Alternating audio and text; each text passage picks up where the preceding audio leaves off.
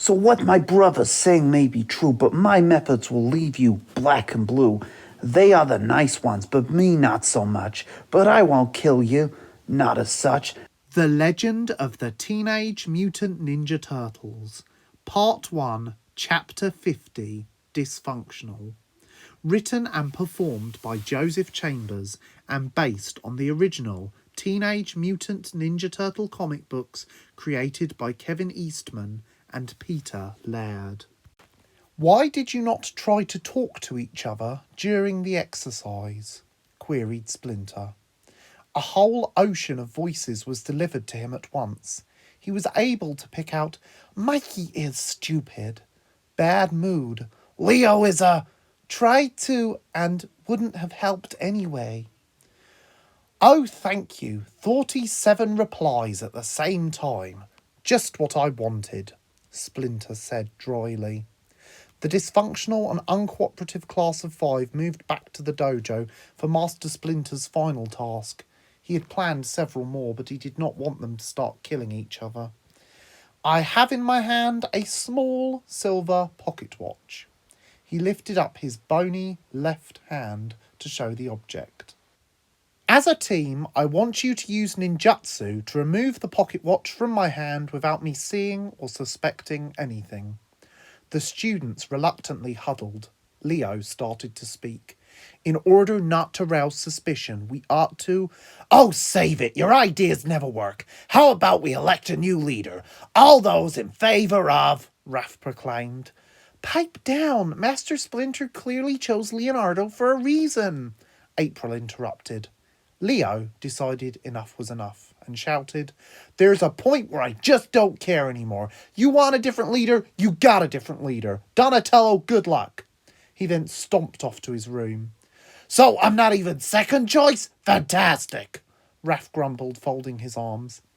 It's so nice to see everyone getting along so well, Mikey japed wryly to April, who nodded sarcastically, raising her eyebrows. Right, okay, well, Donnie began, I am not sure what to do, so does anyone else want to weigh in here?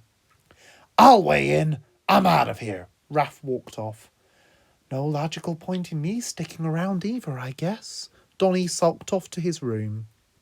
Master Splinter, is it all right if I go home? April asked. The rat nodded reluctantly, closing his eyes and sighing deeply with his face in his palms.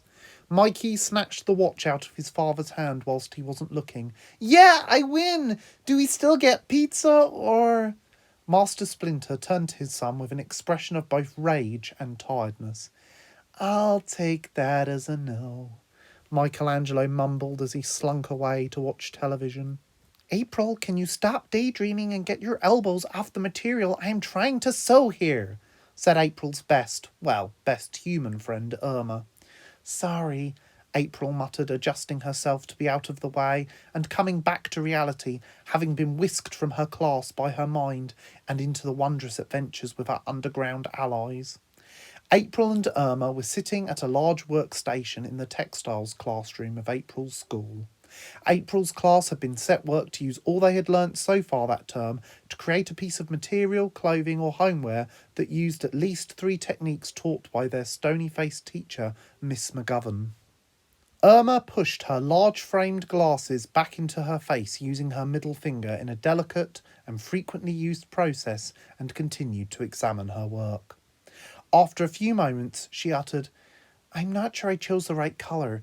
Do you reckon my aunt would appreciate a milky green cushion case? She turned her head and saw April staring out of the window again. Earth to April, any chance of you staying aware of your surroundings today? You know, you've been very distant lately. Is something wrong? No, not really, not wrong at all, April responded suspiciously quickly. Well, something's taken your mind. Is it a boy? Irma ventured. No, technically not, I suppose not, no, April responded uncertainly. Oh, I see, I won't tell anyone. Who is it then? Vern, Robert, Sean, Greg, Casey? God, will you stop? Anyway, I'm pretty sure Vern already has a girlfriend. Robert's immature, Sean's really weird looking. I wouldn't touch Greg with a long pole, and Casey and I have been friends for years. It would just be weird. I will work out what's going on with you, even if it kills me. April tried to focus on her pattern work, but she felt entirely uninspired, her brain still pondering how to, if she could, help the turtles to stop arguing and work better as a team. She had to do something. She knew that there was evil and corruption in the world, even in the city for that matter, and she knew that only the turtles and Master Splinter could stop it. Hey, Irma, do you know how to stop a group of people arguing? Rather random and strange question, but I'll play along. Have you tried a visual reminder, like a way of signalling that every member in the group is on the same side and they are all wanting the same thing? Did I ever tell you how much of a lifesaver you are? April praised. She then caught sight of the material scraps scattered across the table and had a rather mad but brilliant thought. The next day after school, April waved goodbye to Irma at the gates, texted her parents to tell them she was going to her martial arts class, and made her way to the most exclusive dojo in all of New York. When she arrived, it was clear that nothing had improved since she had last been present. In fact, it had worsened. First sign, the metal door had been spray painted with the words, "Leonardo is a..." and then an offensive word which April was certain Master Splinter would not have approved of. Second sign, the moment she opened the door, her ears were immediately bombarded with the sounds of Raphael and Master Splinter roaring ferociously at each other in the dojo. "I am never gonna be a calm person. I have tried. I really have. But I can't do it. My brain doesn't want me to," Raph screamed. "I did not raise a quitter. It doesn't happen overnight, you know." "I can! I am not you. Why can't you see that?" "Nobody is expecting it to be instantaneous." Third sign, from one of the surrounding rooms on the other side of the layer, she could hear Leo and Donnie hurling abuse at each other. Donatello yelled, "For the fifth and final time, I didn't choose to mess up this mission. Please let this go, or I will most certainly have to detest your disreputable conduct." "It was that you didn't tell me you were going to change a plan I'd already put in stone," Leo spat. Mikey tried to interject. "Why are we all fighting? Why can't we just..."